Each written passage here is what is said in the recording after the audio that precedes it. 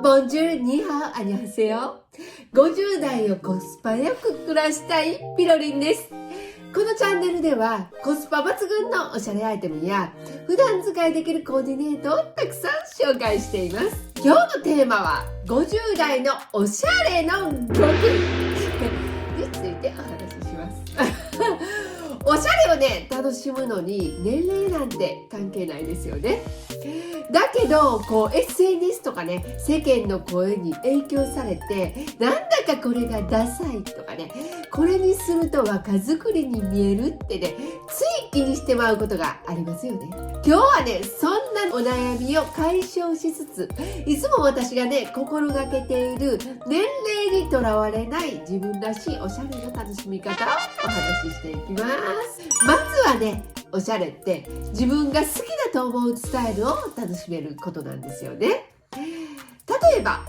今日はこんなコメントをいただきました。40代50代のブーツインってダサいって SNS で言われるのでもう履けませんっていうね、このコメントを読んでね、ちょっとね悲しい気持ちになりました。確かにね、若い人の中ではブーツインはトレンドじゃないかもしれないんですけど、でもね、それって本当に重要なことですか？私もね、54歳なんですが、自分が好きだって思うスタイルをどんどん楽しみたいと思っています。外国のね、素敵なマダムが堂々とブーツインしている姿を見ると憧れるし、自分もそうなりたいと思うんですよね。おしゃれってね、年齢や流行りに縛られるものではなくって、自分らしさをね、表現するものなんですよね。確かにね、若い世代にそれダサいって言われてね、その意見に合わせて服装を変えることもできます。でもね、そこで無理に若い人たちと同じ格好をしても自分には似合わないこと多いんですよね。それどころかね、今度はね、若作りが痛いなんてね言われてしまうこともありますよね。だからこそね、50代のおしゃれは年齢層の品を大切にしながら自分の好きなスタイルを楽しむっていうことがね、大切だと思うんですよね。例えば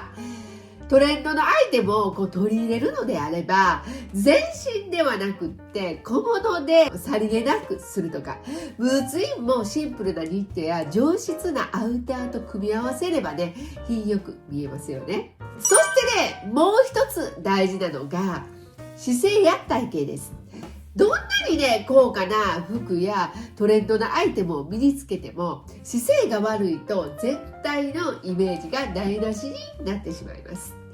逆にね、姿勢が良いとシンプルな洋服でも堂々としたように見えるんですよね。例えば背筋を伸ばして歩く、笑顔でいるとかね、こうしたちょっとしたね意識が全体のおしゃれ度を上げてくれるんです。また体型も急に変えられるものではありませんが、日々のケアが大切です。無理なねダイエットとかではなくって、バランスの取れた食事や軽い運動で自分が心地よいっていうね体型を保つことに意識してみましょう。それにおしゃれって心の余裕があってこそ楽しめるものだと思うんですよね。 SNS の声や流行りに振り回されてしまうと本当にね楽しむ余裕がなくなってしまうんですよね。だからこそ自分の気持ちに正直になって、自分はこれが好きだなとか、これを着たいなって思えるものをね選んでほしいと思います。そしてそのスタイルに自信を持って着ること、これが一番大切だと思います。そんなおしゃれを楽しむ上でコスパ良いアイテムを上手に活用するのも大切なポイントですよね。特にね、ユニクロなどの手に取りやすい、価格帯のブランドはもうベーシックで質の良いアイテムが豊富です。例えばユニクロのシンプルなニットやシャツは組み合わせ次第でとても上品にね見せることができます。私の動画でもね、いろんな組み合わせでコーデしてるので、ぜひね参考にしていただけると嬉しいです。またね、コスパの良いアイテムを選ぶ際は色味や素材感にこだわると失敗が少ないかなと思います。落ち着いたトーンや少しねちょっと光沢のあるこんな感じの素材を選ぶと高見え効果があったりもします。そしてここで大事なのがプチプラアイテムと上質な小物を組み合わせるっていうことですよね。例えばね、ユニクロのシンプルなワンピースに上質なレザーのバッグとかね、本革のブーツなんかを合わせると一気に高級感が出ますよね。アクセサリーも同じでトレンド感のあるデザインよりパールやシルバーのシンプルなものを選ぶと上品さが引き立ちます。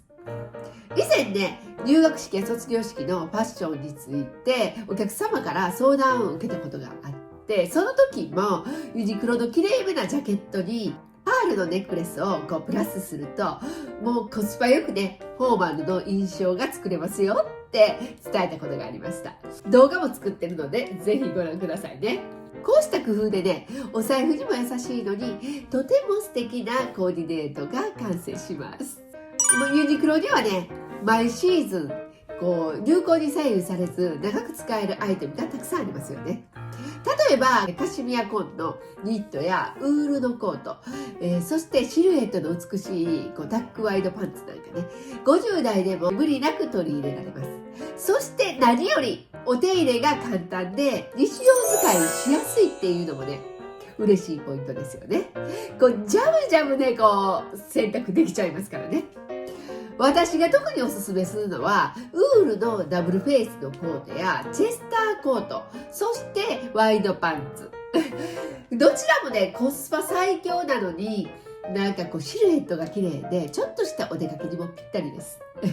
さらにねアクセサリーや靴を上品なものにすれば高見え間違いなしですよ。50代だからこそ賢く買い物をしておしゃれを楽しむ方法があると私は思います。ユニクロなどのコスパの良いアイテムでベースアイテムを揃えつつ自分らしさをねプラスする。それは色やデザインだけではなく持ち物へのこだわりやコーディネートの仕方にも現れますよね。例えばこの赤のセーター着ると気分が上がるとかね、お気に入りのバッグが主役になるようなコーデを作りたいっていった小さなこだわりを大切にするだけで毎日のお洋服選びが楽しくなるはずです。こんな感じで今日はね50代のおしゃれの極意をお話ししました。特にねコスパの良いアイテムを上手に取り入れて自分らしい大人上品なスタイルを楽しむ方法を紹介しましたがいかがでしたかおしゃれをね楽しむことは自分を大切にすることでもあって流行や他人の意見に左右されることなく自分の好きなスタイルをね大切にする。そして外見だけじゃなく姿勢や体型といったね内面も含めてトータルで楽しむことがポイントです。年齢にとらわれず自由にファッションを楽しみましょ